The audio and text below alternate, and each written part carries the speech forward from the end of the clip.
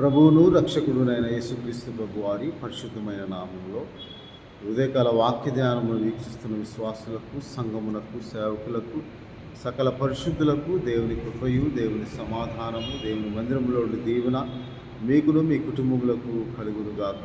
ఆమేన్. ఉదయకాల వాక్య ధ్యానము ఆమోస్ గ్రంథము 5వ అధ్యాయము 13వ వచనము 14వ వచనమును ధ్యానం చేసుకుందాం. ఆమోస్ గ్రంథము 5వ అధ్యాయము 13వ వచనము 14వ వచనం. ఇది చెడు కాలము గనుక ఈ కాలమున బుద్ధిమంతుడు ఊరకుండును. మీరు బ్రతుకున్నట్లు కీడు విడిచి మేలు వెదుకుడి. అలాగు చేసిన ఎడల మీరు అనుకుని చొప్పున దేవుడును సైన్యములకు అధిపతియగు యెహోవా మీకు తోడుగా ఉండును. ఇది చెడు కాలము అని ఆమోసు ప్రవక్త ఆ కాలంలోనే ప్రవచనానుసారముగా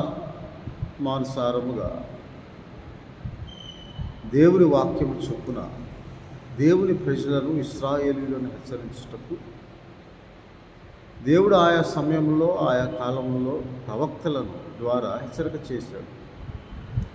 ప్రవక్తల ద్వారా హెచ్చరిక చేసిన ప్రతి ప్రవచనము వాగ్దానంతో కూడినదై ఉన్నది. రాబో కాలంలో దేవుడు నెరవేర్చబోవు కార్యములను గురించి వాగ్దానంతో కూడినదై ఉన్నది.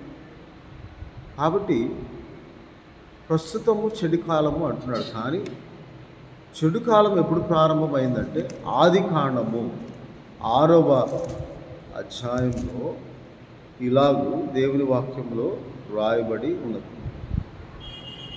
6వ అధ్యాయము 5వ వచనము, నరుల చెడుతనము భూమి మీద గొప్పదని, వారి హృదయం యొక్క తలంపుల్లోని ఊహ అంతయు ఎల్లప్పుడూ కేవలము చెడ్డదని యెహోవా చూచి నప్పుడు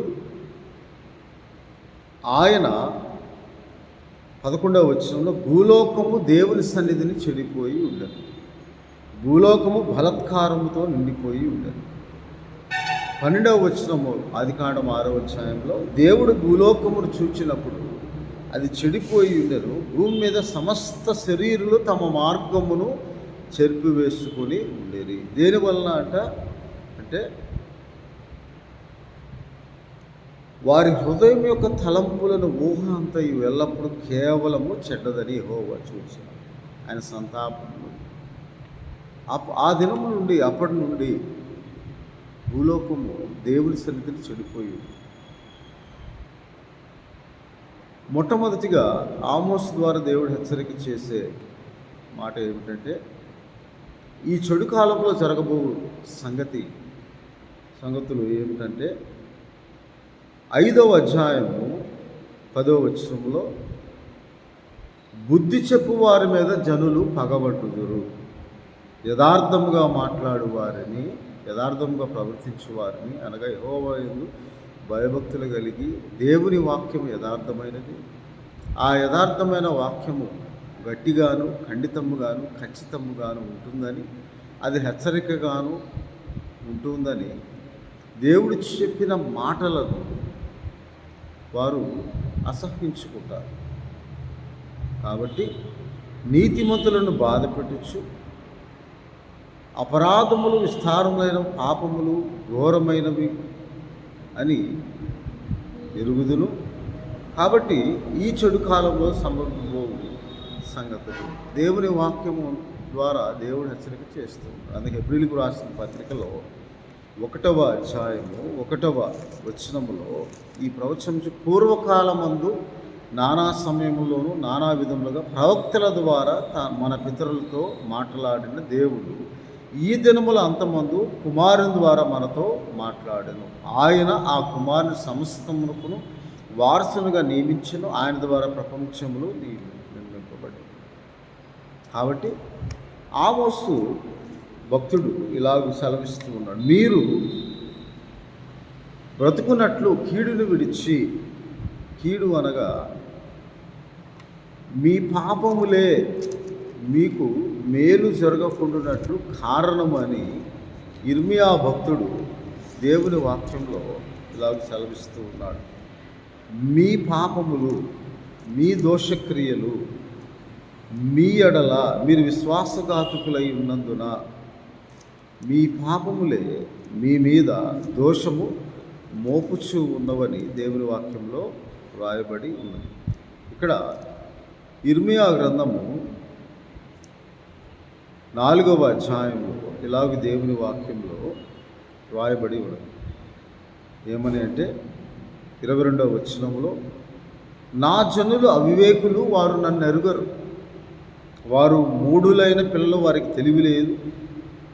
కీడు చేయుటకు వారికి తెలియదు, కానీ మేలు చేయుటకు వారికి బుద్ధి రాదు అని దేవుని వాక్యంలో వ్రాయబడి ఉన్నది. వారు భూమి మీద తమ మార్గంను చెరిపివేసుకున్న ఆదికాండం 6వ అధ్యాయంలో మనం చదువుకున్న వాక్య భాగంలో 5వ అధ్యాయం ఇర్మియా గ్రంథము 4వ వచనంలో, నేను ఇట్లా అనుకుంటున్నా, వీరు ఎన్నిక లేని వారై ఉండి యెహోవా మార్గమును తమ దేవుని న్యాయ విధిని ఎరుగక బుద్ధిహీనులై ఉన్నారు, విశ్వాసఘాతకులై ఉన్నారు అని దేవుని వాక్యం సెలవిస్తుంది. కాబట్టి 4వ అధ్యాయము ఇర్మియా గ్రంథం 14వ వచనంలో, యెరూషలేమా, నీవు రక్షింపబడినట్లు నీ హృదయములో నుండి చెడుతనమును కలిగి వేసుకును, ఎన్నాళ్ళ వరకు నీ దుష్టాభిప్రాయం నీవు కలిగి ఉండేదవు అని దేవుని వాక్యంలో రాయబడింది. కాబట్టి 18వ వచనంలో, నీ ప్రవర్తనయు నీ క్రియలను వీటిని నీ మీదకి రప్పించేదను, నీ చెడుతనమే దీనికి కారణము, ఇది నీకు చేదుగా ఉన్నది కదా, నీ హృదయం అంటుచున్నది కదా అని దేవుని వాక్యంలో హెచ్చరిక చేస్తూ. కాబట్టి మీకు మేలు కలగకుండా కీడు కలగడానికి గల కారణము మీ దోషములు అని దేవుని వాక్యంలో వ్రాయబడింది. అప్పుడు యెహోవా 7వ అధ్యాయం ఇర్మియా గ్రంథం 7వ అధ్యాయంలో ఇలాగ యెహోవా యుద్ధ నుండి ఇర్మియాకు ప్రత్యక్షమైన వాక్కు, నీవు యెహోవా మందిర ద్వారం నిలవబడి ఈ మాట అచ్చటనే ప్రకటింపు, యెహోవాకు నమస్కారం చేయుటకై ఈ ద్వారంలో పడి ప్రవేశించి యూదావారులారా, యెహోవా మాట వినుడి. సైన్యములకు అధిపతియగు యెహోవా, ఇశ్రాయేలు దేవుడేగు యెహోవా ఇలాగ సెలవిచ్చున్నాడు, నేను మిమ్మును ఈ స్థలమును నివసింపచేయనట్లు మీ మార్గములను మీ క్రియలను దిద్దుకొనుడి అని చెప్పినప్పుడు 5వ వచనం, అలాగనక మీ మార్గములను మీ క్రియలను మీరు యథార్థముగా చక్కపరుచుకొని ప్రతివాడు తన పొరుగున వాడి ఎడల తప్పక న్యాయము జరిగించు. కానీ 8వ వచనం, ఇదిగో అబద్ధపు మాటలను మీరు నమ్ముకొనిచున్నారు, అవి మీకు నిష్ప్రయోజనము అని దేవుని వాక్యము. ఎప్పుడైతే దేవుని వాక్యం మనం ఆలకిస్తాము కానీ అనుసరించము, దేవుని నమ్ముకున్న తర్వాత మనము చాలా భయంకరమైన పరిస్థితిలో ఉన్నాము. అందుకే హెబ్రీయులకు రాసిన పత్రిక 10వ అధ్యాయం 31వ వచనం, జీవము గల దేవుని చేతిలో పడటం భయంకరం.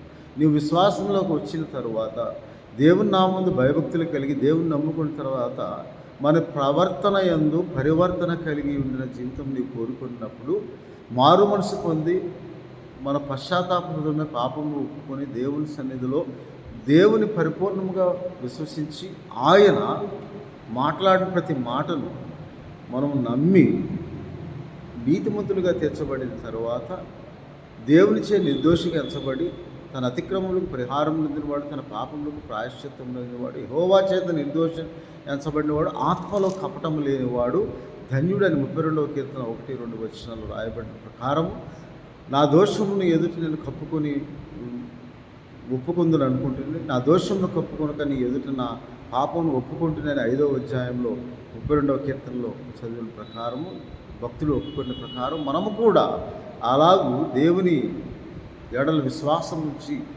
దేవుని చేత నిర్దోషిగా ఎంచబడి దేవుని హెచ్చరికను దేవుని వాక్యమును ఆయన పెందలకడలేచి మనతో మాట్లాడిన మన వినకయు మనల్ని పిలిచిన దేవునికి మన ఉత్తరమీకు ఉండిన వారమైతే ఆయన కోపం మన మీద రగులుకుంటుంది. అందుకే 7వ అధ్యాయం ఇర్మియా గ్రంథంలో 19వ వచనంలో, యెరూషలేము వీధుల్లో యెరూషలేములోని యూదాలో ఉన్న జనులకు హెచ్చరిక చేసి, నాకే కోపం పుట్టించేంతగా వారు దాన్ని చేయించున్నారా.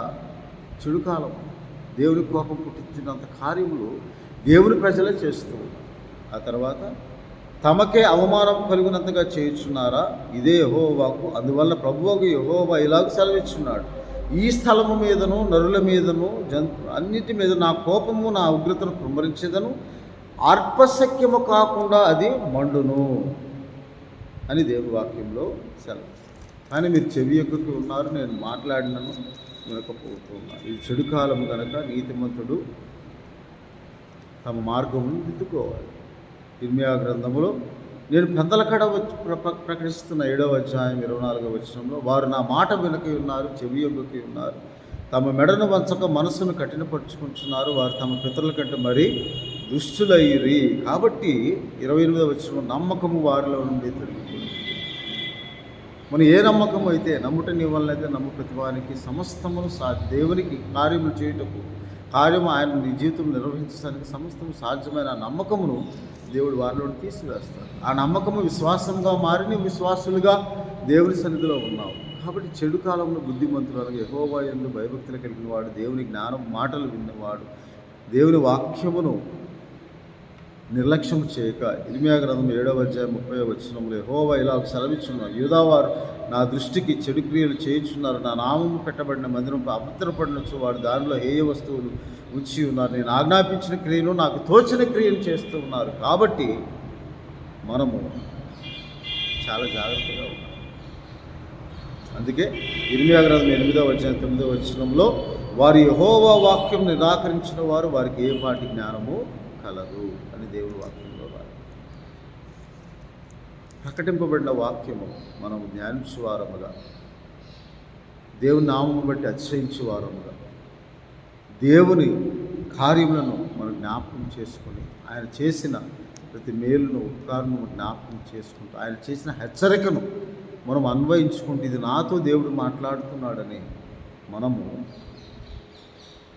మనము బ్రతుకున్నట్లు కీడును విడిచి, కీడు అనగా దేవుని మాటను నిరాకరించడం ద్వారా, దేవుని ఆజ్ఞను గైకొనకపోవుట ద్వారా వచ్చి దేవుడు మనకు అనుగ్రహించే వేదన, అది కీడు. అది తాత్కాలికమైంది. కానీ ఒకవైపు మనం విశ్వాసముగా ఉండి దేవుని ఎడల నిర్లక్ష్య వైఖరిని మనం కలిగి ఉన్నామంటే, దేవుడు మన హృదయములను పరీక్షించే దేవుడు, మన అంతరింద్రియములను పరీక్షించే దేవుడు, మనకు ఏదో ఒక రోజున ఆయన మన దైనందిన జీవితంలో మనకు అనుగ్రహించే ప్రతి విధమైన ఈవులను వాటిని ఆపివేసి మన గుణపాఠం కలగటానికి, మన క్రమశిక్షణలో పెట్టడానికి, దాని యందు అభ్యాసము మనము కలిగి, ఇదిగో ఫలానా తప్పు నేను చేశాను, ఫలానాది నేను చేశాను మనం ఒప్పుకున్నంత వరకు మనము దేవుని పరీక్షలో నిలవాలని, ఆ పరీక్ష పరిశోధనగా దేవుడు మనకు అనుగ్రహించి మన విశ్వాస జీవితంలో దేవునికి అనుకూలముగా మనము ఈ చెడు కాలంలో నోవాహు ఎలాగో జీవించాడు, చెడు కాలంలో జీవిస్తూ కూడా అతడు దేవుడితో కూడా నడిచినవాడు. ప్రతిదినము దహన బలిపీఠము కంటే యెహోవా నామమును ప్రార్థిస్తూ ఉన్నాడు. యెహోవా యందు భయభక్తులు కలిగి వాడు నీతిమంతుడు యథార్థ వర్తనుండే జీవిస్తూ ఉన్నాడు. ఆ చెడు కాలంలో మనం కూడా దేవునికి ఇష్టమైన వారు, దేవుని ఆజ్ఞానుసారంగా మనం జీవించాలని దేవుని వాక్యంలో, ఎందుకనగా ఈ కాలంలో యథార్థముగా మాట్లాడేవాడిని ప్రజలు అసహించుకుంటారు, బుద్ధి చెప్పు వారి మీద పగబడతారు, నీ మాటలు నిష్ప్రయోజనము, మేము వాటిని ఆలకించమంటారు. కాబట్టి మనము దేవుని మార్గమేదో, మేలుకరమైన మార్గమేదో తెలుసుకునుడి అంటాడు. ఇర్మియా గ్రంథంలోనే మేలుకరమైన మార్గమేదో తెలుసుకుని దానిలో మీరు నడువుడి అని దేవుని వాక్యంలో రాయబడి, మీరు మేలుకరమైన మార్గము, దేవుని మార్గమును మీరు వెతుకుచు ఎన్నాళ్ళ వరకు మీరు ఘోరధ్వని విని హెచ్చరికను విని నన్ను నిర్లక్ష్యం చేస్తారు. కాబట్టి మీ ప్రవర్తనయు మీ క్రియలు మీ మీదకి కీడు రాకుండా మేలుకరమైన మార్గం ఏదో 6వ అధ్యాయం 16వ వచనం యెహోవా ఇలాగ సెలవిస్తున్నాడు, మార్గంలో నిలిచి చూడుడి, పురాతన మార్గంలో విచారించుడి. పూర్వకాలంలో ఎలాగో జనులు జీవించారు, నోవాహు, అబ్రహాం, ఇస్సాకు, యాకోబులు, దావీదు ఎలాగో జీవించాడో, వారు ఏ మార్గంలో నడిచాడు ఆ మార్గం మీరు పురాతన మార్గం విచారించుడి, మేలు కలుగు మార్గం ఏదని అడిగి అందులో నడుచుకొనుడి, అప్పుడు మీకు నెమ్మది కలుగును. అయితే మేము అందులో నడుచుకున్నామని చెప్పుచు ఉన్నారు, మేము వినమని వారు అనుకుంటున్నారు. అన్ని జనులారు వినుడి, సంగమా వారికి జరిగిన దాన్ని తెలుసుకున్నాము. భూలోకమా వినము, ఈ జనులు నా మాట వినుకున్నారు, నా ధర్మశాస్త్రం విసర్జించున్నారు కనుక తమకు ఆలోచనలకు ఫలం వ్యక్తమైన కీడు నేను రప్పించుచూ ఉన్నాను అని దేవుడు సెలవిస్తారు. కాబట్టి ఇది చెడు కాలం కనుక మనం బహు జాగ్రత్తగా ఉండాలని ఆయన మార్గములు ఎటువంటి వంట మీకా గ్రంథంలో దేవుడు ఇలాగ సెలవిస్తుంది. యెహోవా ఇలాగూ 7వ అధ్యాయంలో 7వ వచనంలో, అయిన యెహోవా కొరకు నేను ఎదురు చూచెదను, రక్షణకర్తయ్యకు నా దేవుని కొరకు నేను కనిపెట్టి నా దేవుడు నా ప్రార్థన ఆలకించును అని చెప్పి 6వ అధ్యాయంలో ఇలాగ దేవుడు 8వ వచనంలో సెలవిస్తున్నారు. మనుషుడా, ఏది ఉత్తమమో అది నీకు తెలియబడి ఉండదు, న్యాయముగా నడుచుకుంటే కనికరమును ప్రేమించు, దీన మనస్సు కలిగి నీ దేవుని ఎదుట ప్రవర్తించు, ఇంతే కదా యెహోవా నిన్ను అడుగుచూ ఉన్నాడు. కాబట్టి మనము మన ప్రార్థన దేవుడు మనకు తోడుగా ఉండాలి. మేలుకరమైన మార్గం, ఆ మార్గము యేసుక్రీస్తు ప్రభు. అందుకే రోమపత్రిక 8వ అధ్యాయం 28వ వచనములో 30వ వచనంలో ఇలాగ దేవుని వాక్యంలో దేవుడు తన్ను